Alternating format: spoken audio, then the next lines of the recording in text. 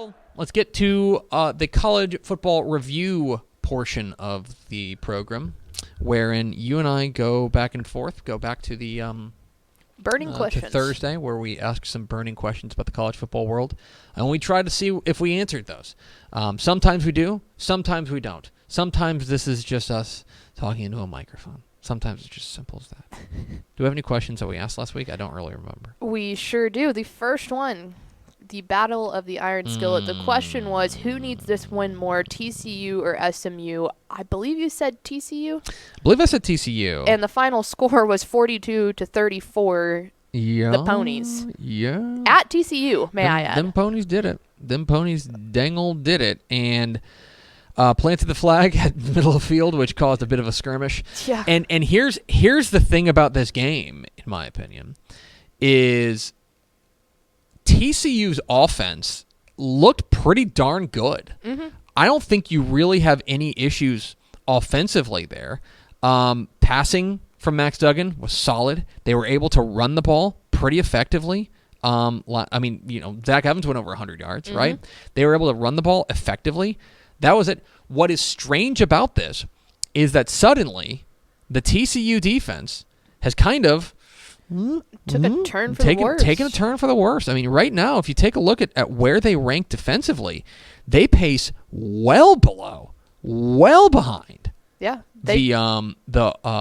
Well behind their offense. They just which got is in a hole that strange. they couldn't get out of. Now, their offense couldn't do enough to get them out of it. Now, shout out SMU. They took control of this game by virtue of a fair number of explosive passing plays, right? Tanner Mordecai was on one, and they had some big plays. Danny Gray was big in this one. Jordan Curley had a great touchdown catch in this one. Reggie Roberson had a touchdown catch. They were, except Rashee Rice, I thought was probably one of the best players in the game in this one. This was a complete game for them. Complete game for SMU. And for them, they've got to feel like the kings of DFW. They've won the Skillet back-to-back contests. They, of course, didn't play in 2020. But a phenomenal win for SMU. And for TCU, they got to be scratching their head a little bit about what happened to the defense. And I'll tell you this. Maybe, I don't know if anybody's mentioned this. They lose Trevon Moehrig, and then Ardarius Washington at the safety spots, and suddenly that defense is kind of lost. I think they were super important to what they did last year. Last year. So, absolutely. Anyway, that's my thought. What's next? Up next, let's head over to which quarterback will look better. Was it Tyler Shugg or Casey Thompson? This one is a hard question. This is tough. Well, no. Okay, so let's start. Let's stop here. Tyler Shugg, when he was in the game for Texas, was bad. For Tech. I'm sorry. When he was in the game against Texas for Tech, he was bad. He was not good. No. He finished 9 of 11, 68 yards. He did have a touchdown, but he had a bad interception, bad pick six. And then it really went downhill. Then he got hurt, right? Yeah. Then he broke his collarbone. He's out until mid-November. Henry Colombi came in, and Henry Colombi played great.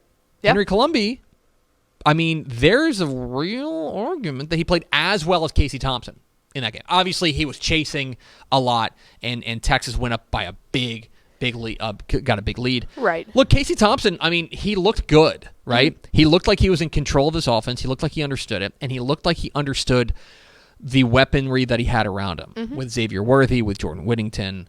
His receivers played big, too. They played huge. Which helps. Absolutely. That helps, too. So who looked better? Casey Thompson. Right. Part of it is because Tyler Shugg ended the game in the sling. Right. But I would say that for Casey Thompson, this was as complete an offensive performance as we've seen from Texas in a long time. And a complete cratering of the Texas defense. I mean, complete cratering of the Texas defense. They had. Let me make sure I got this right.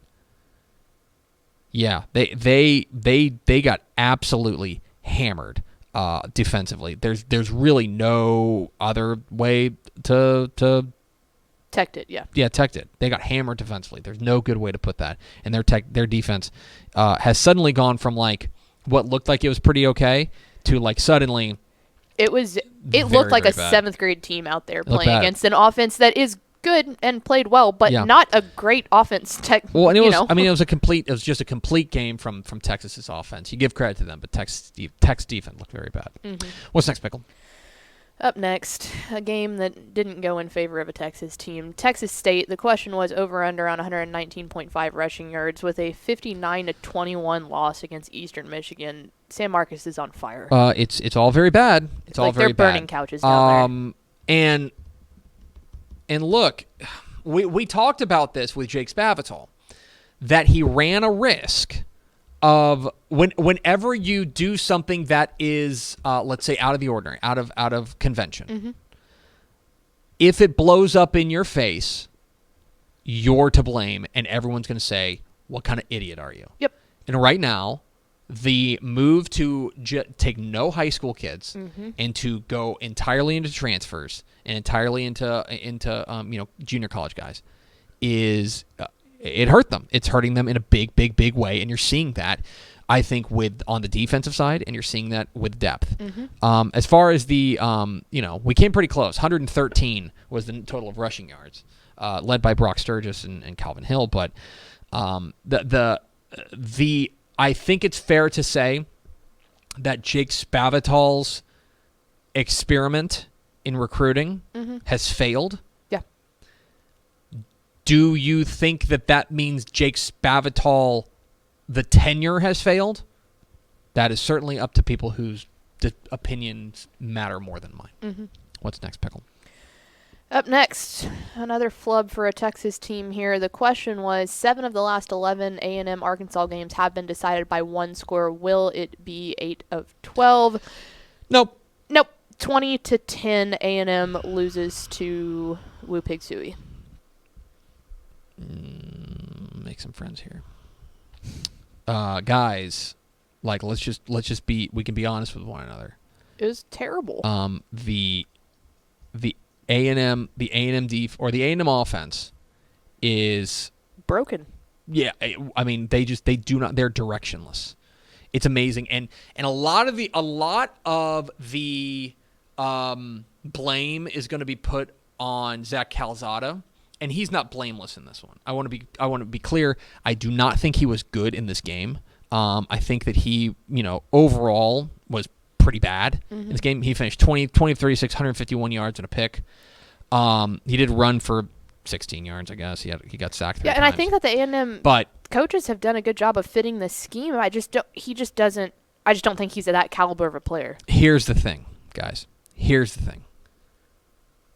We can talk about Zach Calzada, certainly worthy of having a conversation as to whether or not he's the guy. Right now, he doesn't look like it.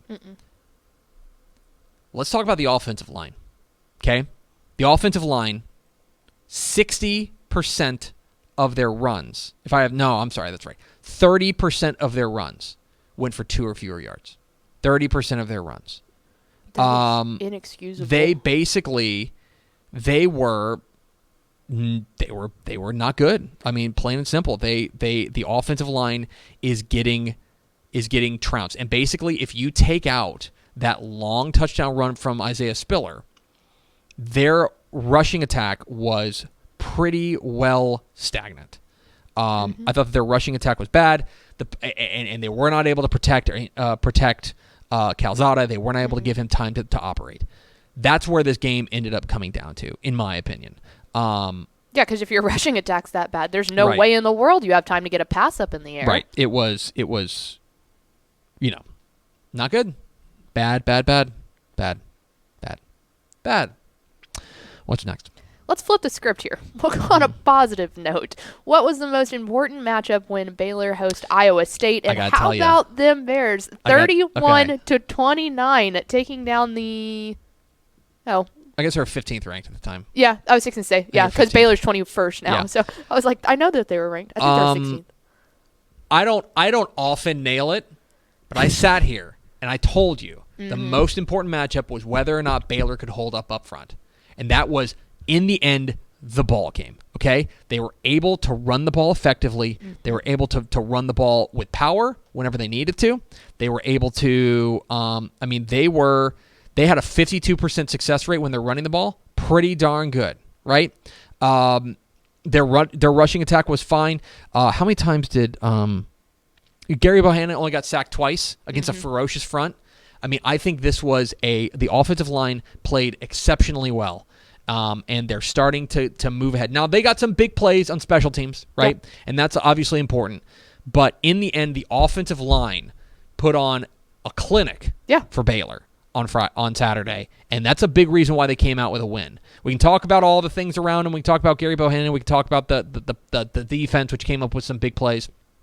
In the end, this was about the offensive line, which I thought might have been overmatched. And in the end, they were they had the stomach for the fight. They were up to the challenge. And now you're ranked heading into Big 12 play. I mean, you can't hate that. And now you're 1-0 in conference, 2-0 in conference, 2-0 in conference, and you get a big road test at Stillwater this week. So big win. What's next? Sticking on the positive note here, we asked, is this the toughest game left on UTSA's schedule? And with a 31-28 victory over Memphis on the road, meep. Down 21-0 at one point. Down 21-0. This fourth quarter was so fun. This thing looked like it was over. It really did. But here's the funny thing about this, okay? And this is, I think, the mark of good coaching and a well-coached team. They got down 21-0, and it looked like Disasterville, okay? They go down on basically, it's like the second snap of the game because there was the fumble for Frank Harris that ended up getting recovered for a touchdown by Memphis. It goes disaster. It goes sideways quick. And they, and UTSA, who was functionally playing from behind the entire game, they didn't panic. No. They stuck with their game plan. They let the running game cook. They ran the ball 66% of the time in this game. Did you see a game that they trailed for basically the entirety of? Sincere McCormick had like 60 carries. Yes. Sincere McCormick had 41 carries for 187 yards. How many teams get down 21-0 and they go, okay, we got to ball up the game play and throw it in the trash? They trusted the process, to coin a phrase. They trusted the process, and it paid off. They were able to come back. The defense shored up. They came up with their plays, and they were able to win the game late. They stuck to the game plan, right? How many times? Because I'll be honest, if they had just said, all right, hey, Frank Harris, we need you to throw us into a win, they're probably losing that game, and they're probably getting blown out. Because that is not what they need Frank Harris to do. They don't need him to go out there and be a gunslinger. Instead, they ran the ball 66% of the time, which is their identity, and they made it work. They made it come back. And that was maybe the most remarkable coaching decision of the week, was Jeff Traylor down 21-0 being like, guys, we're good. This plan will work. Doing what you're doing. Relax. And it was awesome. And now they're 4-0. How they're not ranked, I don't know. And I know the most popular thing you can do on a audio medium, especially for podcast listeners, is to read a schedule. So let's do that. Their schedule lightens up considerably. Okay, they get UNLV at home. Then they go to Western Kentucky. Now Western Kentucky is the Bailey Zappi show. Yep, and that's problematic. But I also don't think their defense can stop anybody. No. Rice win at Louisiana Tech. That's a Toughie. trip-up game, but if they do what they should do... At UTEP. Win. Home for Southern Miss. Win. Home for UAB, which we mentioned in the magazine, maybe the biggest game in UTSA history. Yep. Could be, especially if they're 10-0 in that. And they finish up at North Texas, which might be a Fire Seth game. Yep. I mean, unbelievable. I mean, right now... That November 20th game. They've got to get there, right? And it can't slip up. But this was the toughest game left on their schedule, and they passed the test. Absolutely. What's next? Up next, another Texas team that got it done. What would signify a good game for Rice? They beat Texas Southern, but that defense is worrisome. That is worrisome. Now, it was 48-34. Listen. You know who started for Texas Southern? Who started for Texas Southern? At quarterback? Do you know this? I don't, actually. Andrew Body. Yes, I did know that. Now that you say it. 353 yards in this game. Now, he didn't throw a touchdown, but he did run for 85 yards and 2 scores. Look, the defense, I don't think an excuse maker for Rice would say they did not prep for Andrew Body. No. And they prepped for Jaylen Brown, and Jaylen Brown basically didn't play in this game. There is an argument to be made that they just did not prep for him, and that they were caught flat-footed. You probably still should not give up 469 yards to an FCS team that hasn't won a game in almost 3 calendar years. Yeah.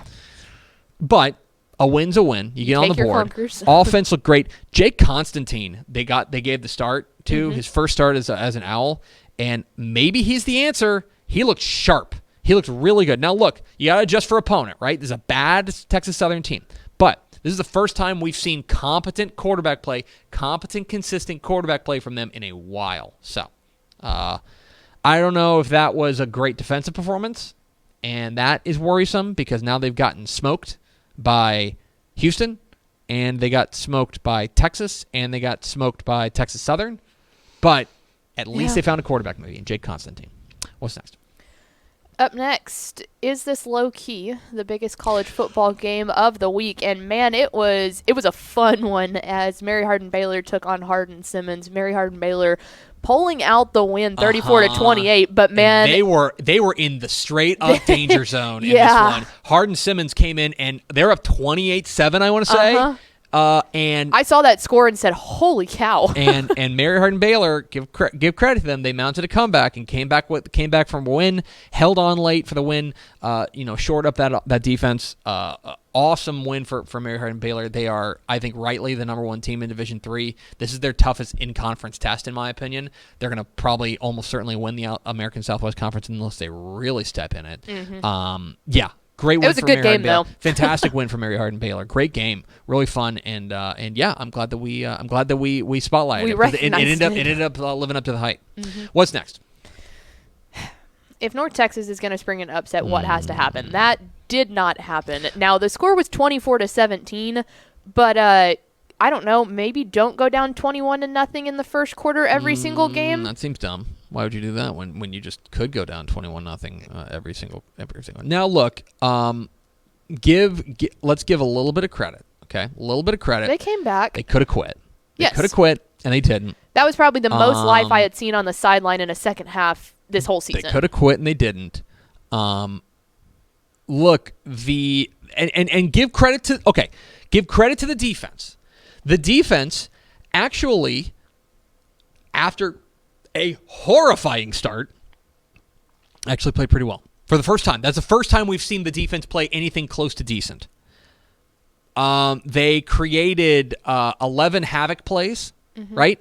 Which means that they either got in the backfield and stopped it behind the line, or they got into they were able to stuff them a little bit. That was they had a 26% stuff rate, which was zero or fewer yards. That's really good against Louisiana Tech. They sacked Aaron Allen twice, or they sacked the two quarterbacks. They brought in J.D. Head three times.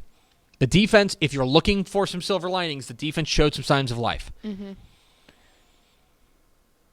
The overall consensus here Their is offense just stinks, man. it's awful. It's crazy how bad this offense is. They're 1-12 on road games in the past 13 games, and that just says so much. If it's not DeAndre Torrey, it's nobody. No. DeAndre Torrey is the lone bright spot right now, but they cannot throw the ball at all. And it's the same issue as last year. Right. Jalen Darden was the one bright spot on offense. It's like they can't get anyone else going. No, they really can't. And you can't dig yourself into 21-point deficits in the first and expect that offense to come back. It's not going to happen. Their passing offense is dreadful right now. Look, you give a little bit of credit to the defense, which showed some signs of life. Still switching quarterbacks in the first quarter. You need consistency. Bad news. What's next, Pickle? Up next, another game that was like a oof. How much does Clayton Tune's availability impact this game? And Houston barely won 28-20 over I'm sorry, love to the Agua troops. They're awful. They're bad. They're bad guys. Awful. And this game got real hairy for them. They were losing. They were 10, whatever. They're losing this game. Now look, here's the funny thing. Clayton Tune had a big role in bringing them back, right? He started this game. We didn't know. He was considered more or less kind of like game time decision. He did start this game. He played fine. But the problem was that the defense really got run over a little bit by an offense in Navy that is just not very good, right? Just plain and simple, just not very good. They shored up late. They found some answers at halftime. Give some credit to Dana Holgerson and company. They had some trouble, but they were able to come out with the win. Defense short up. I still have some questions about the offense. Passing attack just is not as explosive as we thought it was going to be. But a win's a win. You don't look conference wins in the mouth. They're 3-1, and you just take it. What's next? Finally, the one you're about to be so excited about.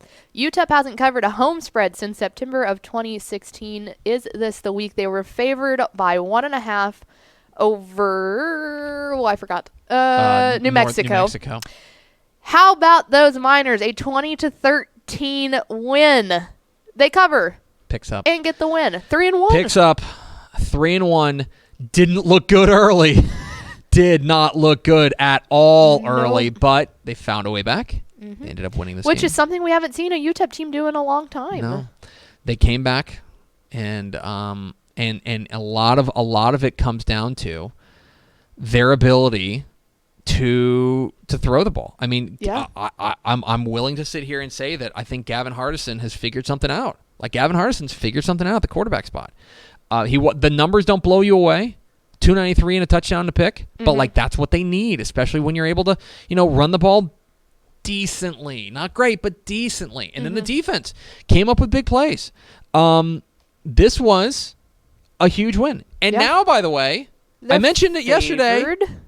They're favored against Old Dominion. Yeah. I'm just saying. And then, by the way, they get Southern Miss. Yeah. They should beat them too. Anyway, good times for UTEP. Good job. Anyway, those are the answers to our burning questions. Thanks so much for watching that video. If you would like more and to be notified when they come out, go ahead and click that subscribe button right down there. You can also watch Texas Football Today every day live at noon on TexasFootball.com, Facebook, Twitch, and right here on YouTube. For more of the best coverage of Texas football in the Lone Star State, go to TexasFootball.com/subscribe.